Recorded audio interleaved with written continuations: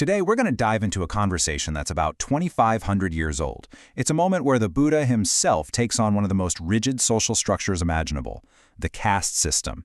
And believe me, this isn't just some dusty old debate. It's a masterclass in critical thinking and the power of pure, undeniable logic. So, let me just ask you right at the top, is your value as a person locked in the moment you're born? Just think about that for a second, because that's the exact question at the very heart of this entire story. All right, so let's set the scene. We're in ancient India, and a really respected Brahmin scholar, a guy named Esukārī, comes to see the Buddha.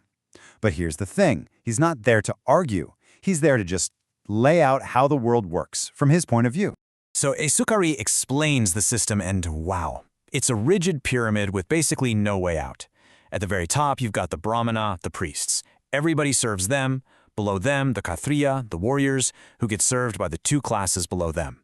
Then you have the Vesa, the merchants, who are served by the laborers, and way down at the bottom, the Shuddha, the laborers, who, well, they can only serve each other. Your birth in this system decides everything about who you serve for your entire life, period.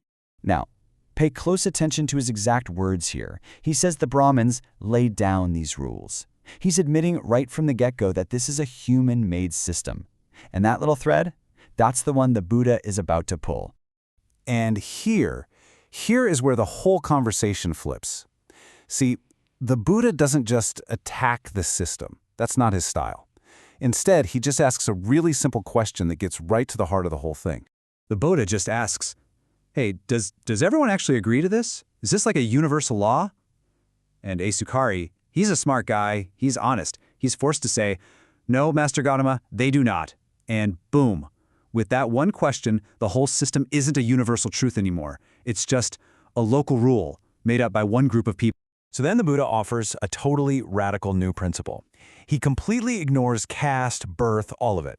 He says the only thing that actually matters is how your actions affect your own character. Does serving this person, does this relationship make you a better person, or does it make you a worse person? That's it. That's the new rule. Let's dive into this because it's so important. He reframes the whole question.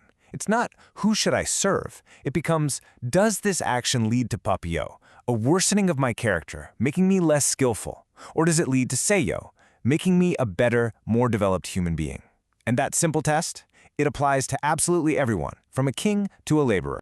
But Esukārī, he's not ready to give up. He tries another angle. He says, okay, it's not just about service. Each caste has its own kind of wealth, its own proper job that you're born into. He explains it like this. For a priest, their wealth is their begging bowl. For a warrior, it's their bow and quiver. For a merchant, it's their farm and their cattle. And for a laborer, it's their tools. To go outside that, he argues, it's like being a thief. You're trying to take something that doesn't belong to you. And again, the Buddha just completely rejects this whole idea of external birth-based stuff. He says, no, you want to talk about real wealth? Let's talk about Aryam Lokataram Dhamma, the noble transcendent teaching itself. That, he says, is the true wealth, the only thing you can really possess. And the best part? It's an internal treasure. It's available to anyone who wants to develop it, no matter who their parents were or what job they did. Okay, so to really drive this point home and end the debate, the Buddha uses this powerful, beautiful analogy that Esukārī just cannot argue with. It's the analogy of fire. First, the Buddha says, okay, imagine a high caste person from a noble family. They want to start a fire, so they use the best wood they can find, fancy sandalwood, all that good stuff, and they produce a flame. Now, he says, imagine the complete opposite, a person from the lowest caste possible, an outcast, and they need to start a fire, so they use the most unclean piece of wood they can find, literally a wooden trough used for washing dogs, and they also produce a flame. And then the Buddha asks the killer question. So, Brahman, tell me, would the fire from the fancy sandalwood be bright and useful, while the fire from the dog trough is dim and useless? He forces Esukārī to look at the result, not where it came from. And I mean, what can you say to that? Esukārī has to admit, no, Master Gautama.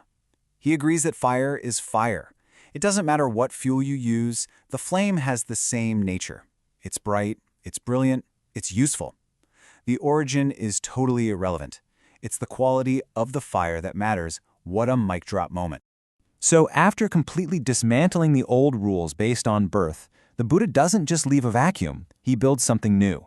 He offers a new, universal standard for what actually makes a person worthy. The Buddha's new measure of a person is based on cultivating these 5 qualities. There's saddha, which is like conviction or faith. Silam, your ethical conduct. Suttam, which is learning. Chago, generosity.